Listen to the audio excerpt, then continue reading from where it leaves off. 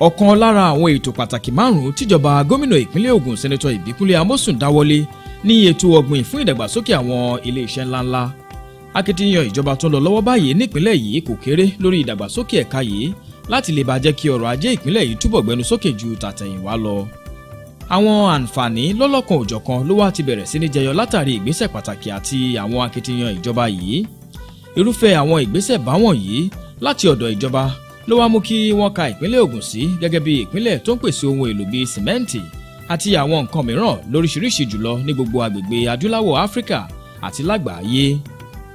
Èyí jẹ́ ohun kan tó mú kí ìjọba gómìnà Ìbíkúnlé Amósùn fi ṣe àṣeyọrí tó jọjú níbi ìgbésẹ̀ ìmáfa ojú àwọn olùdáṣẹ́sílẹ̀ mọ́ra láti ilẹ̀ yìí àti láti òkè òkun láti wá dá ilé iṣẹ́ sílẹ̀ káàkiri gbogbo agbègbè ní ìpínlẹ̀ yìí.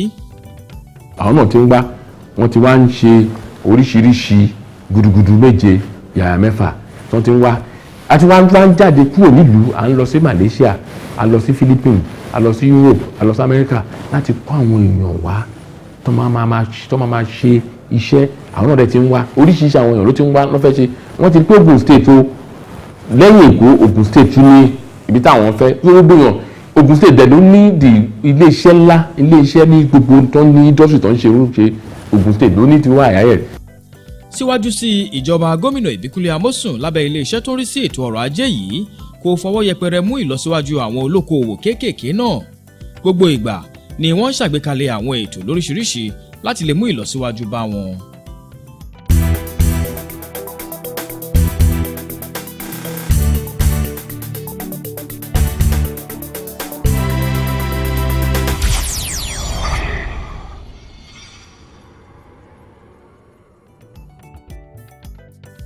Ìjọba gómìnà Ìbíkúnlé Amósùn ti ṣe ọ̀pọ̀lọpọ̀ àwọn àṣeyọrí tó jọjú lẹ́ka ìdáṣẹ́sílẹ̀ àwọn ilé-iṣẹ́ ńláńlá láti ilẹ̀ yìí àti láti òkè òkun káàkiri sí gbogbo agbègbè ìpínlẹ̀ yìí. Bákan náà ni ìjọba ìpínlẹ̀ yìí kò sì fi ìgbà kan káàárẹ̀ láti máa pèsè ohun tó yẹ nínú àwọn ohun amúlùúdùn gẹ́gẹ́ bí ojú pópónà tó dára àti àyíká tó rẹwà pẹ̀lú ètò ààbò tó péye. Ìjọba ń ṣe eléyìí láti lè bá pèsè ohun tó tọ́ sílẹ̀ fún àwọn olùdáṣẹ́sílẹ̀ tí ìpínlẹ̀ yìí ń gbà lálejò. Èyí ló mú kí ọrọ̀ ajé ìpínlẹ̀ yìí fi túbọ̀ gbẹnu sókè sí ju tìgbà kan lọ báyìí. Nínú ọ̀rọ̀ rẹ̀ lásìkò tó ń ṣiṣọ́ lójú ilé-iṣẹ́ tuntun kan tí wọ́n ṣẹ̀ṣẹ̀ dá sílẹ̀ nílùú Ìgbẹ́sà lágbègbè àwọn ilé-iṣẹ́ ńláńlá èyí tí ó kalẹ̀ sí Àgbárá, gómìnà ìpínlẹ̀ yìí Sẹ́nẹ́tọ̀ Ìbíkúnlé Amósùn mẹ́nubà àwọn akitiyan àti ìgbáradì ìjọba rẹ̀ láti túbọ̀ máa gbàlejò àwọn olùdáṣẹ́sílẹ̀ nípínlẹ̀ yìí. This will increase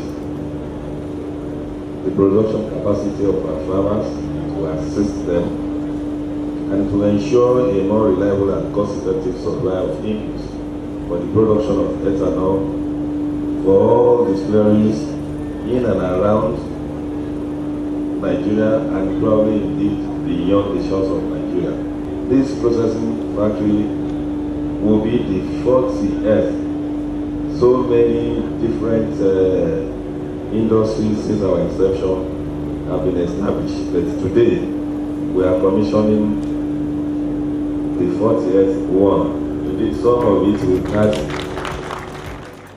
Lásìkò tó ṣe àbẹ̀wò sí ilé-iṣẹ́ èyí tí wọ́n ń pè ní Allied Atlantic Distilleries Limited, àkọ́kọ́ irúfẹ́ rẹ̀ lórílẹ̀‐èdè Nàìjíríà àti ní gbogbo ilẹ̀ adúláwọ̀ Áfíríkà, níṣe ni àwọn òṣìṣẹ́ ilé-iṣẹ́ náà mú alákòóso ilé-iṣẹ́ tó ń rí sí ètò ọrọ̀ ajé àti àwọn ilé-iṣẹ́ ńláńlá nípìnlẹ̀ yìí Ọ̀túnba Bímbọ́ Ashiru àti àwọn tó kọ̀wọ́rìn pẹ̀lú rẹ̀ lọ́jọ́ náà káàkiri gbogbo ààyè tó wà nílé iṣẹ́ yìí. Báyìí ni àwọn alákòóso ilé-iṣẹ́ tuntun yìí wá ṣe ṣàlàyé yékéyéké lórí ọ̀nà tí ilé-iṣẹ́ yìí ń gbà fún lílo ẹ̀gẹ́ àti àwọn ohun mìíràn tí wọ́n tún yọ níbẹ̀. Olùdarí ilé-iṣẹ́ yìí eyín ni ọ̀gbẹ́ni Anuraj Shiman sọ̀rọ̀ síwájú sí i lórí èròǹgbà fún àgbékalẹ̀ ilé-iṣẹ́ yìí èyí tí ó jẹ́ àkọ́kọ́ irúfẹ́ rẹ̀ ní gbogbo agbègbè adúláwọ̀ Áfíríkà. This facility, we started, this is the first project in the Africa and first project in Nigeria to make the ethanol. Previously, the whole of the ethanol used to be imported. Now this is the first distillery which has started using the local raw materials like the cassava or the sweet sorghum or any other grain products which can be converted to ethanol. So it will be totally an indigenous, totally on the indigenous raw materials. Ọ̀gbẹ́ni Anurashima tún ṣe lálàyé síwájú sí wípé ilé-iṣẹ́ yìí lágbára láti pèsè ọtí aládìídùn tó tó nǹkan bíi mílíọ̀nù 9 lítà láàrin ọdún kan. Ó sọ wípé èyí túmọ̀ sí wípé ilé-iṣẹ́ náà yóò máa nílò garawa ẹ̀gẹ́ lọ́nà 40 lójoojúmọ́. Èyí túmọ̀ sí wípé ilé-iṣẹ́ yìí yóò máa ṣàmúlò garawa ẹ̀gẹ́ ẹgbẹ̀rún lọ́nà 100 láàrin ọdún kọ̀ọ̀kan fún iṣẹ́ wọn. Bákan náà ni ilé-iṣẹ́ yìí tún gbèrò láti wá ilẹ̀ éékà ẹgbẹ̀rún 7 sí 8 fún dídá oko ẹ̀gẹ́ tí wọn yóò máa lò láàrin ọdún. Bẹ́ẹ̀ ilé-iṣẹ́ yìí tún nílò àwọn àgbẹ̀ bíi ẹgbẹ̀rún 10 láti máa bá wọn dá oko ẹ̀gẹ́ náà fún lílò ilé-iṣẹ́ wọn. Olùdarí ilé-iṣẹ́ yìí tún sọ̀rọ̀ síwájú sí i lórí èròǹgbà ilé-iṣẹ́ yìí fún àgbékalẹ̀ ilé-iṣẹ́ náà nípínlẹ̀ Ògùn. Our production target is the beginning of this one. We are having an planning to multiply this type of plants to 60 KL plants minimum, at least 4 plants by 2020 within the Nigeria. That is what is our plan for the future plans. Alákòóso ilé-iṣẹ́ tó rí sí ètò ọrọ̀ ajé àti àwọn ilé-iṣẹ́ ńláńlá nípínlẹ̀ yìí, Ọ̀túnba Bímbọ́ Ashiru mẹ́nubà àwọn àǹfààní lóríṣiríṣi tí Ọlọ́run ọba fi jíǹkì ìpínlẹ̀ Ògùn. Bákan náà ló tún sọ̀rọ̀ lórí akitiyan àti àkólé kan ìjọba gómìnà Ìbíkúnlé Amósùn láti sọ ìpínlẹ̀ Ògùn di ọjà tí gbogbo ayé ń ná, èyí tí yóò sì tún máa pèsè iṣẹ́ fún ogunlọ́gọ̀ àwọn ọ̀dọ́ àti àwọn oníṣẹ́ ọwọ́ mìíràn nípínlẹ̀ yìí. Ìlú Ògùn State ó ti wá di ibi tó yẹ pé àwọn èèyàn fẹ́ wà nísìn, kì í ṣe pé àbí kí n wà bẹ́ẹ̀ àbí kí n má wà bẹ́ẹ̀, àwọn èèyàn fẹ́ wà níbẹ̀ nísìn nítorí pé ní àárín ọdún méjì àtàbọ̀ àwọn iléeṣẹ́ ńláńlá tó ti ṣí wọ́n dín ní kan by 40, àwọn bíi 10 ló wà nísìn tó ń kọ́ lọ, eléyìí náà àti sínsìn ó ti di 10 nínú wọn. So nínú oṣù yìí nínú ọdún yìí lágbára Ọlọ́run gbogbo àwọn iṣẹ́ ńláńlá ẹ̀ wọ́n abẹ̀ sí ń ṣí, ọ̀gá pátápátá láti Àbújá òwúrọ̀ máa wá ṣí.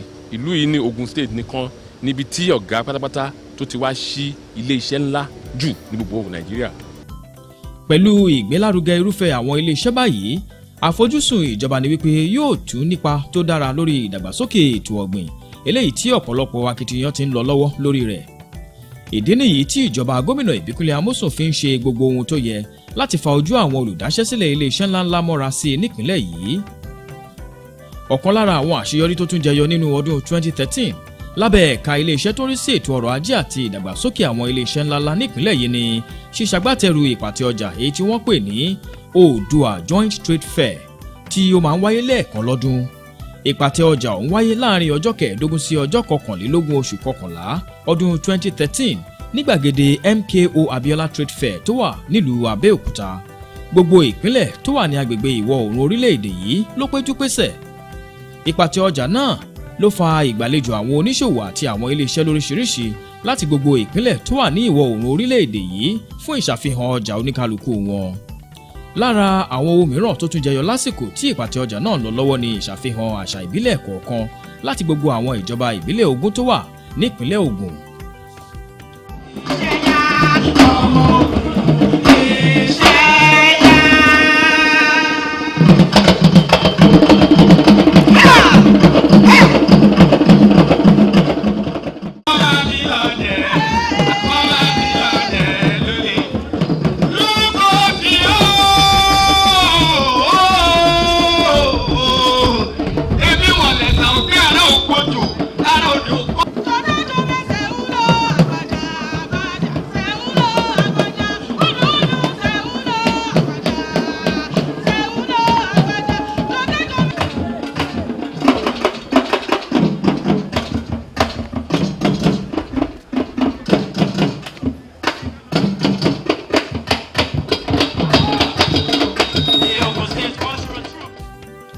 Alákòóso ilé-iṣẹ́ tó rí sí ètò ọrọ̀ ajé àti àwọn ilé-iṣẹ́ ńláńlá nípìnlẹ̀ yìí, Ọ̀túnba Bímbọ́ Ashiru tó sọ̀rọ̀ síwájú sí i lórí pàtàkì àgbékalẹ̀ irúfẹ́ ìpàtẹ ọjà bẹ́ẹ̀ láàrin àwùjọ wa. Ó sọ wípé irúfẹ́ ìgbésẹ̀ báyìí yóò túbọ̀ máa fa ojú àwọn oníṣòwò àti àwọn olùdáṣẹ́sílẹ̀ káàkiri gbogbo àgbáyé mọ́ra sí i. We must also consider ourselves lucky for the grace of God that enables us to be alive today to witness the suspension of the Joint Trade Fair by the Oòduà State Chambers of Commerce and Industries, agriculture full supported by our amiable and dynamic industrial governors. of the various states within the progressive region. At this point, let me commend the efforts of the organizing committee of this joint trade fair and all individuals who have contributed to the successful hosting of this trade fair today. I'm sure the fair will go a long way at selling our abundant resources and potentials within Odua region to the nation and the world at large. Alákòóso ilé-iṣẹ́ tó ń rí sí ètò ọrọ̀ ajé àti àwọn ilé-iṣẹ́ ńláńlá tún fi ìdùnnú rẹ̀ hàn lórí ìṣàfihàn àṣà ìbílẹ̀ àti oríṣiríṣi àwọn ohun mèremère tí ìpínlẹ̀ Ògùn ń gbé ṣe. Inú mi dùn pẹ̀lú àwọn tó wá because wọ́n ti rí pé ó ti pé bí ọdún bí méje sẹ́yìn tá a ti ṣe irú eléyìí wọ́n dẹ̀ ti rí pé ìjọba yìí wọ́n rí nífẹ̀ẹ́ nú eléyìí wọ́n dẹ̀ máa ṣe kínní ìjọba tó máa tó kó máa ṣe ni so nísìnyí nǹkan tó ń ṣẹlẹ̀ yìí tó bá di ọdún tó bọ̀ ẹ rí i pé ó máa tóbi ju eré lọ. Part of the things that we need to promote as stakeholders and open them to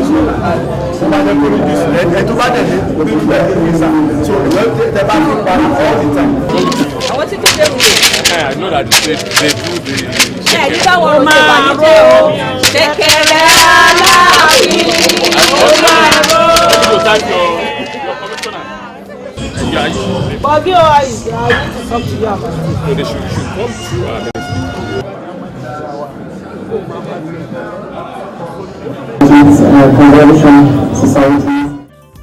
Látàrí ìmọrírì ìfẹ́ àti ìfọwọ́sowọ́pọ̀ àwọn èèyàn ìpínlẹ̀ yìí fún ìjọba tó ń lọ lọ́wọ́ báyìí, ìjọba gómìnà Ìbíkúnlé Amósùn tó ń ṣiṣẹ́ takuntakun lórí àfojúsùn ìjọba rẹ̀ láti túbọ̀ mú ìgbé ayé dẹrùn sí fún tolórí tẹlẹ́mù nípínlẹ̀ yìí.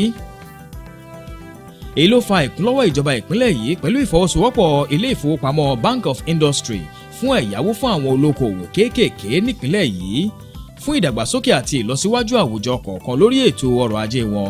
Ó ṣe kókó láti máa ṣe ìrànlọ́wọ́ tó yẹ fún àwọn olókoòwò kéékèèké.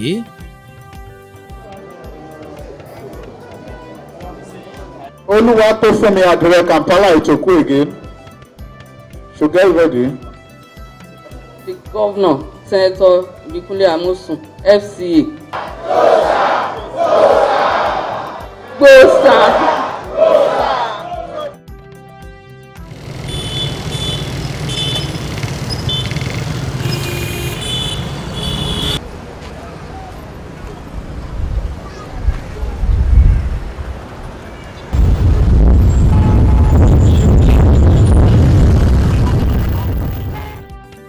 Ìpèsè àyíká àti agbègbè tó dára fún ìlọsíwájú ọrọ̀ ajé èyí tíjọba gómìnà Ìbíkúnlé Amósùn pèsè kalẹ̀ nípínlẹ̀ yìí ló sọ ìpínlẹ̀ Ògùn di ìpínlẹ̀ táwọn ilé-iṣẹ́ ńláńlá pọ̀ sí jùlọ lórílẹ̀‐èdè Nàìjíríà báyìí. tẹ́ bá dúró ní káàkiri Abẹ́òkúta àbí gbogbo Ògùn state Ìjẹ̀bú-Òde ní Ọ̀tà ni ẹ rí i pé iṣẹ́ ọ̀nà gbogbo afárá oríṣiríṣi nítorí pé táwọn tó bá àwọn ọlọ́jà bá tiẹ̀ ṣọjà yẹn tí ò bá tíbi tó máa gbọ́jà yẹn lọ́nkọ́ bá lọ́ọ́ máa ṣe gbogbo ẹ̀ náà lọ́ọ́ ṣe.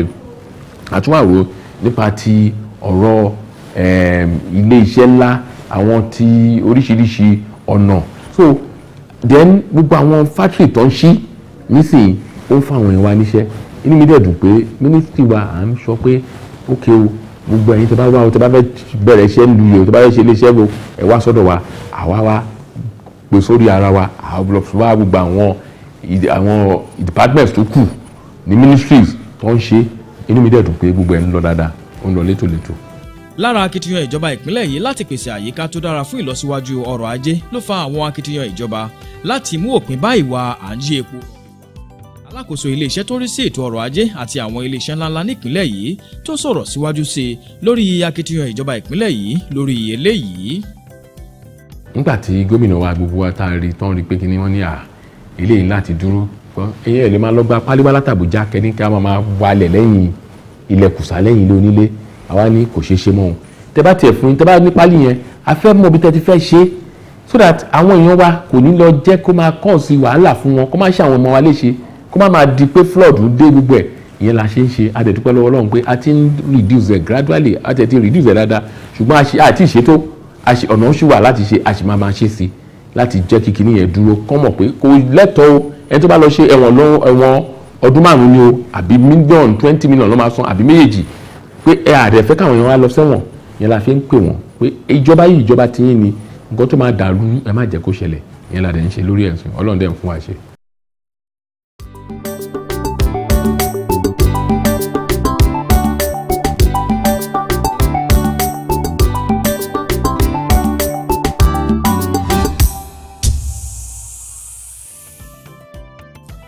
báyìí ni ìjọba gómìnà Ìbíkúnlé Amósùn ṣe ń pèsè ọ̀nà lóríṣiríṣi fún àǹfààní ìlọsíwájú àwọn èèyàn ìpínlẹ̀ yìí nípa mímú ìdàgbàsókè bá ètò ọrọ̀ ajé wọn.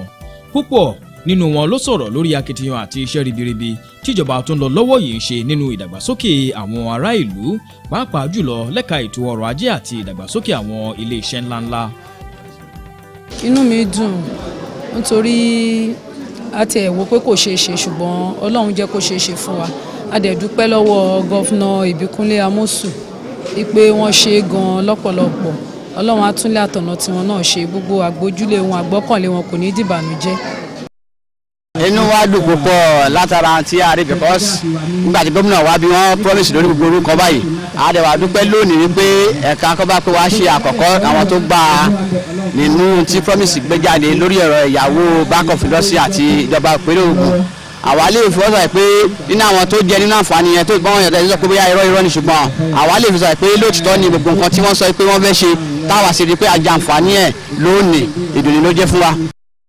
Inú wa dùn lọ́pọ̀lọpọ̀ gan-an fún oore tí ìjọba ìpínlẹ̀ Ògùn tí wọ́n ṣe fún wa nípa ìyàwó tí wọ́n gbé kalẹ̀ yìí.